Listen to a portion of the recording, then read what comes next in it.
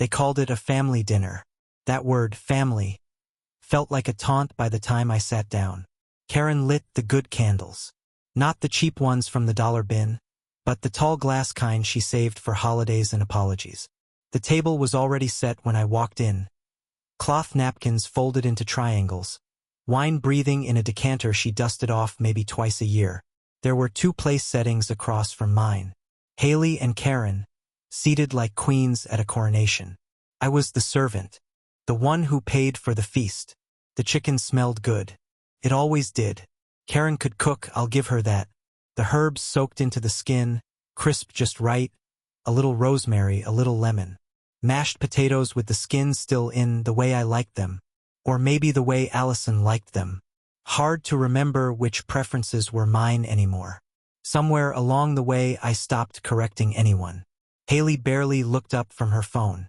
Thumbs twitching, screen lighting her face in that artificial glow. It made her look otherworldly, like she existed in a separate dimension where the rules were different, where I was just background noise. A weak connection. Lagging.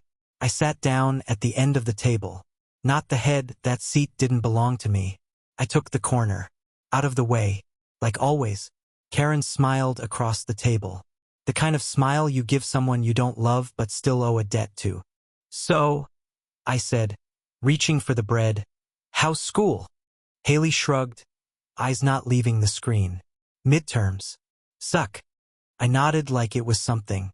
At least it wasn't outright disdain. I poured wine for Karen, for myself. Offered the bottle toward Haley. She didn't even look up. Karen chuckled. She's not old enough, Ed. She's old enough to tell me how to reroute our entire internet setup. That got a twitch of a smirk from Haley. Not gratitude, not connection, just recognition of her own cleverness. I carved the chicken, handed slices around, scooped potatoes. I kept the rhythm, kept the peace. I always did. Karen complimented the seasoning. Haley didn't say anything. Then came the line. Like a switchblade flicked open. You're not my dad. You're just some guy who pays for Wi-Fi. She said it like it was nothing. A joke. A quip. A flex. My hand froze halfway between plate and fork. For a second I thought I'd misheard. Then came the silence. That suffocating, loaded quiet. Not the kind that follows a mistake, but the kind that confirms the truth. I looked at Karen. She didn't flinch. Didn't scold. Just took a sip of wine, as if nothing had been said. Then, with the soft finality of a locked door, she added, "We were always clear about that." The knife in my hand hovered over the plate. My jaw clenched. Always clear. No, they were never clear. They were convenient. They were complicit. Clear would have been saying it on the first date. Clear would have been drawing a boundary before I co-signed that student loan, before I upgraded the router, before I moved into a house already haunted by the ghost of her first husband. Clear would have meant not letting me build a second life on a lie. But I didn't say any of that. I didn't shout.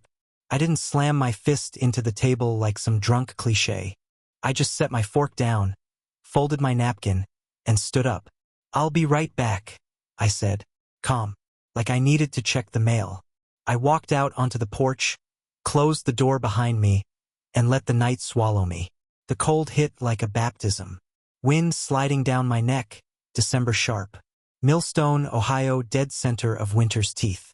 I breathed in until my lungs ached, until I could feel the frost lining the edges of my throat. It didn't hurt.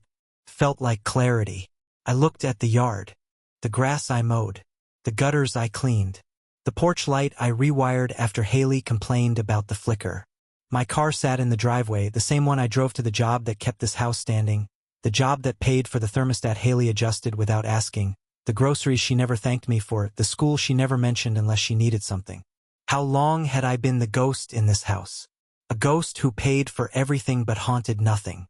I remembered moving in. The day Karen asked me to bring my tools. Not my clothes. Not my books. My tools.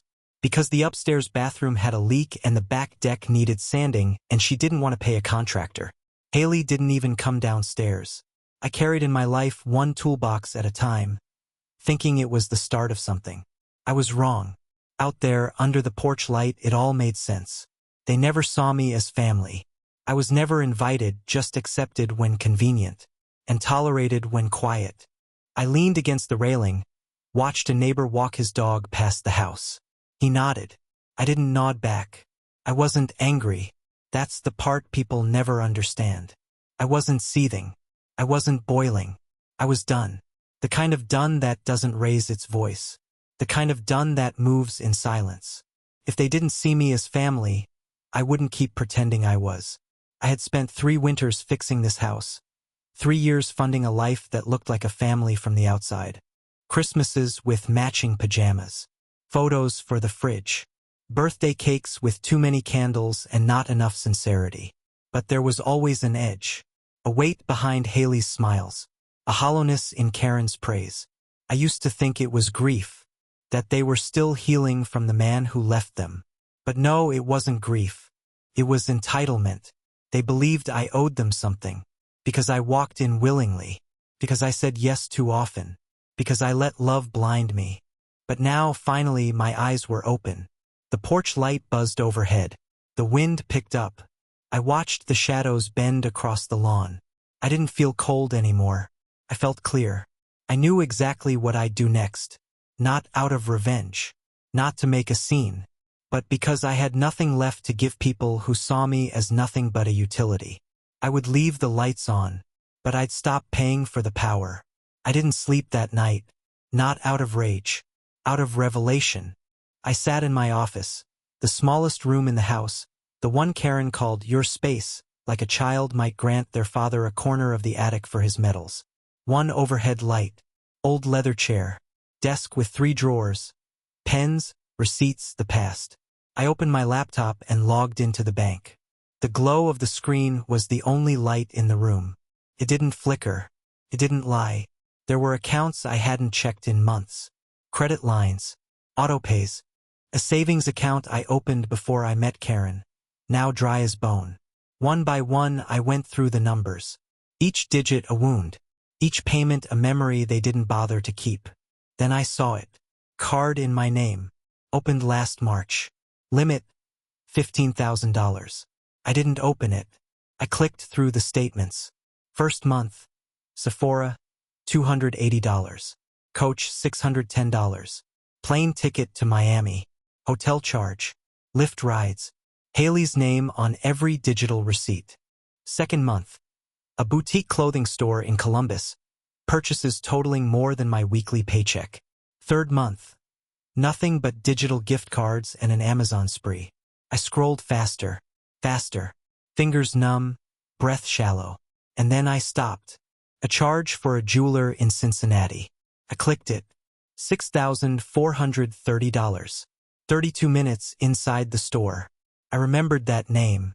It used to be Allison's favorite place. I bought her engagement ring there. One of the last things I ever did before the cancer hit. I checked the store site. They still sold that same ring. Haircut diamond. Velvet box. Custom engraving option. Still. Always. My chest went hollow. My throat locked. I stood. Walked to the garage. Opened the back of Haley's car. The smell of some fruity perfume hit me in the face. I popped the glove box. And there it was. The box. Open. Empty. Like a grave. Next to it, folded in half, a glossy 5x7 photo. Haley, in a white dress, posing on a bridge. Hand lifted. Ring sparkling on her finger. The caption printed in white across the bottom. Fake engagement shoot for Insta. LOL. She had taken my dead wife's ring. The one thing I had kept. The one thing I couldn't wear but couldn't bury. And turned it into a punchline for strangers. That was it. No more silence. I walked back inside. Sat at the kitchen table. Poured a cup of tea with shaking hands. And I began. Auto payments? Gone. I killed them all. Tuition? Cancelled. Gas card? Frozen. The utilities, Wi-Fi, Netflix, Spotify, Disney Plus, all routed through my account. All gone. Every subscription tied to my name died in that chair. Then came the documents. I pulled every legal paper I had. Insurance. Medical cosign forms. Rental agreements. Emergency contacts. I changed the passwords. revoked the permissions, took my name off everything that wasn't mine. At 1:17 a.m., I made one final call to the bank. I told them I was a victim of unauthorized use. They froze the card immediately, started an investigation, asked if I wanted to press charges. I didn't answer. Not yet. By 3 a.m., I had rewritten every tether they had to my money. By 3:15, I turned my phone on silent. Not off. Silent. I wanted to see the voicemails come in. The first one landed at 9:03 a.m. Eddie, call me back. We can't pay for anything. What's going on? Karen. Soft voice. Frayed nerves. Confused, not yet furious. Second call. 10 minutes later. The cards aren't working. Did you forget to pay? Can you just check? Haley. Panicked. And used to obstacles. I listened. I smiled. I sipped my coffee in silence. By noon, the texts came like rainfall. Karen, Eddie. Please. I don't understand. The power bill bounced. The bank said your name isn't on the transfer anymore. Did you switch banks? Haley, Mom's flipping out. My phone plan is shut off. I can't even Uber. What is happening? Karen. Did someone steal your identity? Are you okay? Haley. If this is some kind of punishment, it's not funny. I have finals. I need internet. Finals. The same ones she bragged about cheating on. She once joked at dinner while I washed dishes that she paid some guy $80 to write her essay. He was actually kind of good, she said. Sounded smarter than me. I got a B+. I used to laugh at things like that. Nervous laugh. Trying to belong. Now I just let the phone buzz. By nightfall, Karen was crying in the bedroom. The lights were off. The thermostat blinked in protest. No power. Autopay had been canceled mid-cycle. I hadn't paid the gas either. I slept on the couch. It was peaceful. The next morning, I left before sunrise. Karen tried to stop me at the door. She looked tired. Older. The illusion of control gone. Eddie, please. Just tell me what's happening. I stared at her. Quiet. Then said, You told me what I was. I'm just acting accordingly. She stepped back like I'd slapped her. I got in my car and drove to the hardware store. Bought paint. A lockbox. New light bulbs. New keys. That afternoon I changed the locks. Karen and Haley were still out when I finished. I left the old keys in a sandwich bag on the porch. Taped to it was a sticky note. Household access has been updated. Wi-Fi not included. I spent the evening repainting the office. Covered up the dents in the drywall where Haley had slammed her chair during a tantrum last year. Painted over the scuff marks near the door where Karen used to lean when she watched me work and said nothing. At 6:22 p.m. Haley came home. She banged on the door. I opened it. What the hell is going on? She said, waving her dead phone at me. Mom's crying. My friends can't reach me. I couldn't even pay for gas. Did you do this? I nodded. She stared at me like I was insane. Why? I held up my own phone, pulled up the photo, the ring, her smile, her face paled. You stole it, I said. It wasn't. It was just a joke.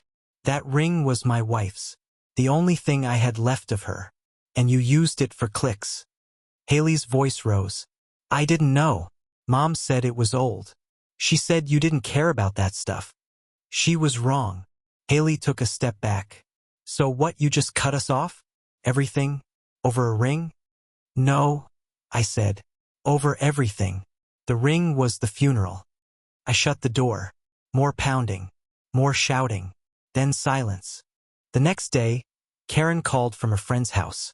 She begged, pleaded, said she'd fix it, said she didn't know what Haley had done, said she felt blindsided.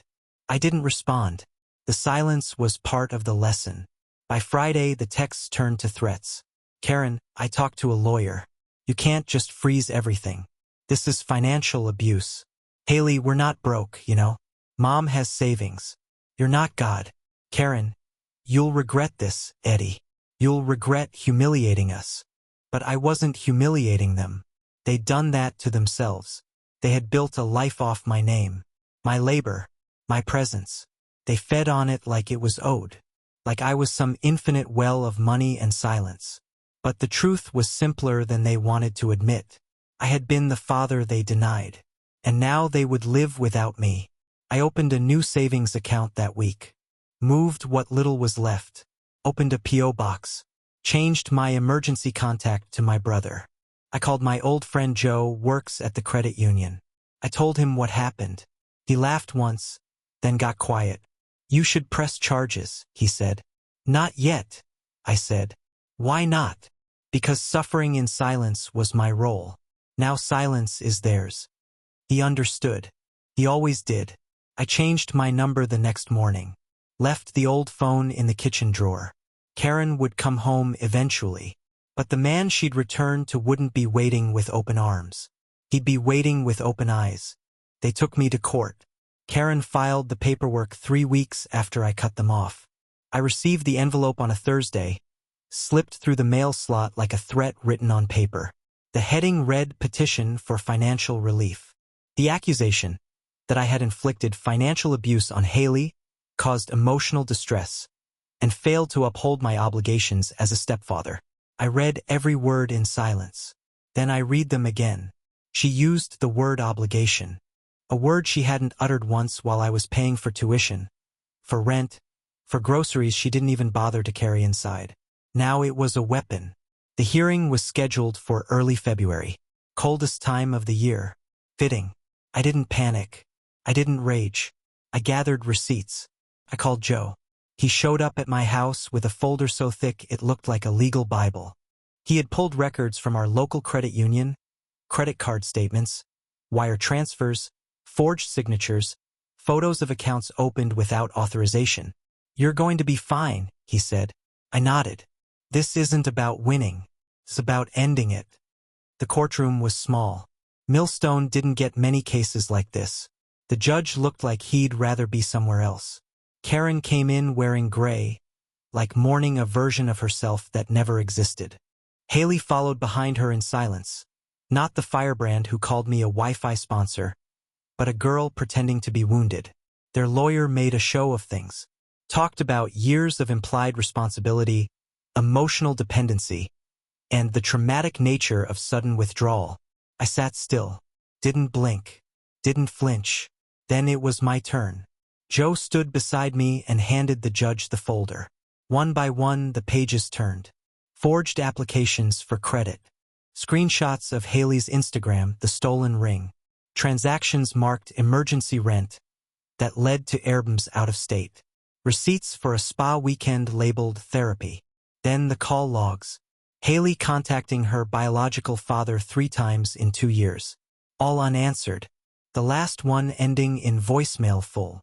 The judge listened. He flipped through the pages with slow, deliberate care. At one point, he looked at Haley. His voice was low. Do you have anything to say about this ring? She opened her mouth, closed it, opened it again. It was just for a post. I didn't know it was real. You thought an $8,000 ring came from a prop store? No answer. Karen looked away. The ruling took 15 minutes.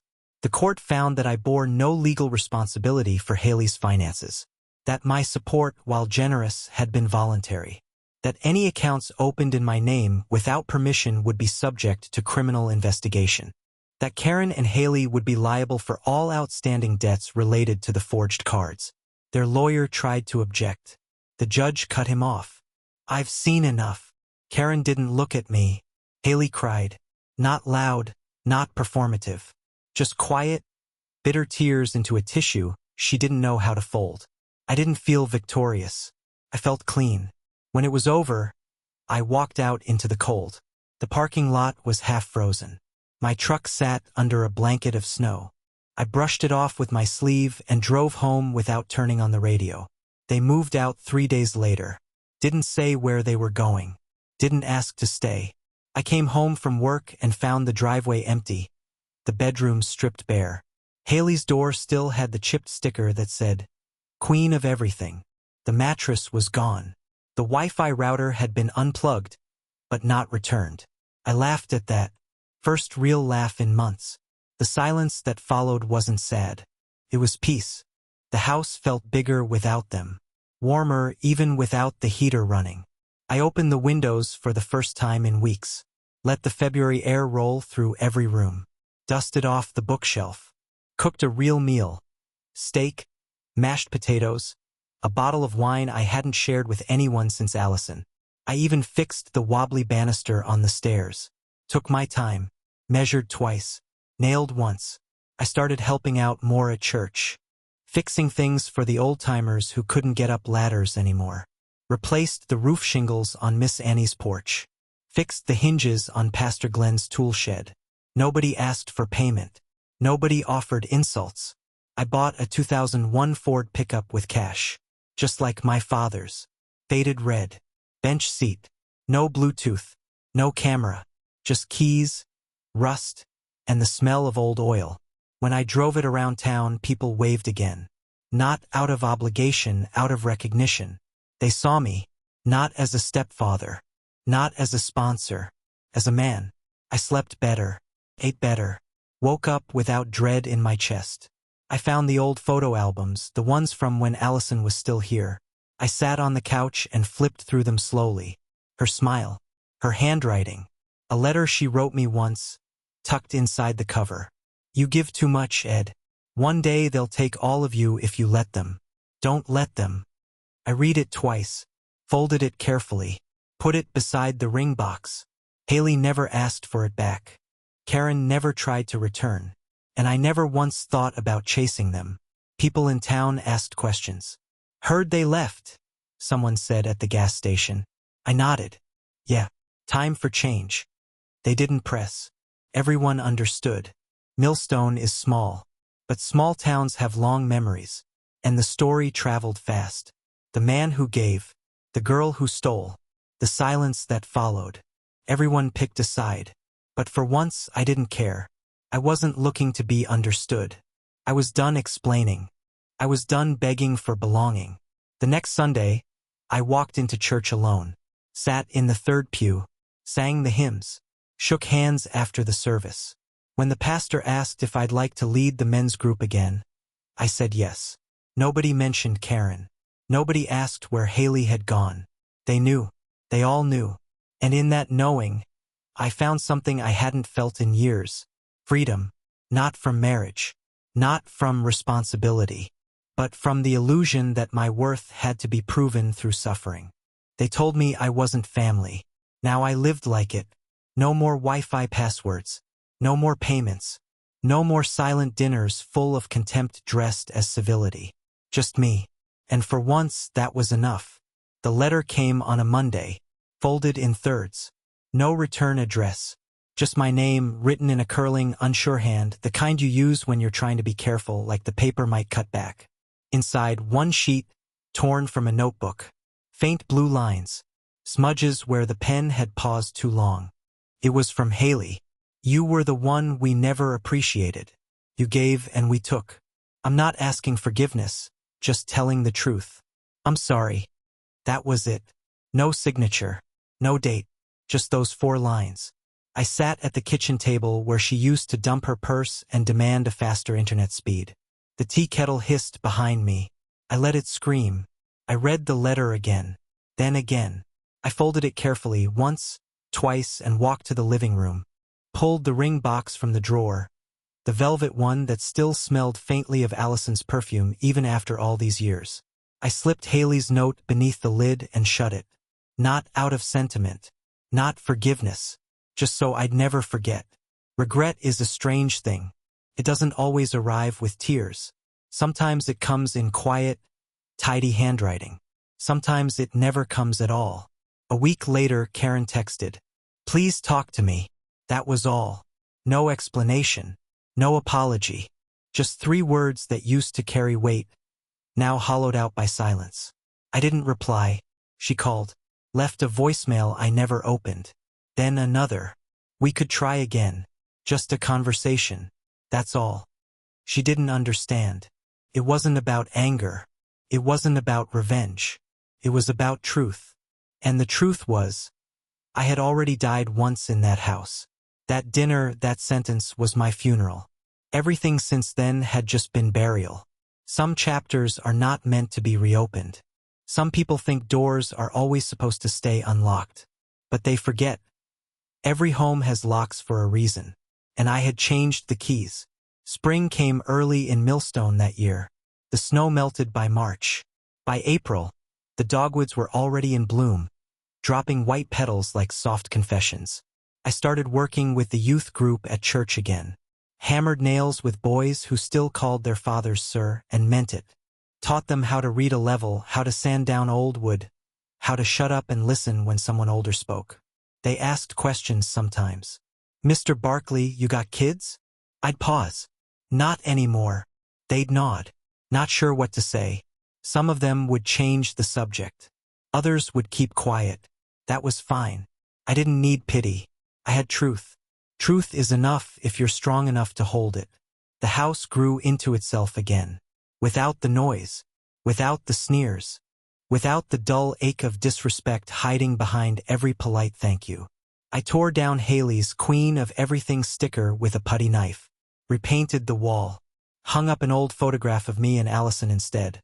The one where we're in Yellowstone, both of us windburned and laughing, her hair in a mess under a beanie, my arm around her shoulders like I could hold the world together. I replaced the router with a smaller one. Enough for one man. I canceled all the extra lines.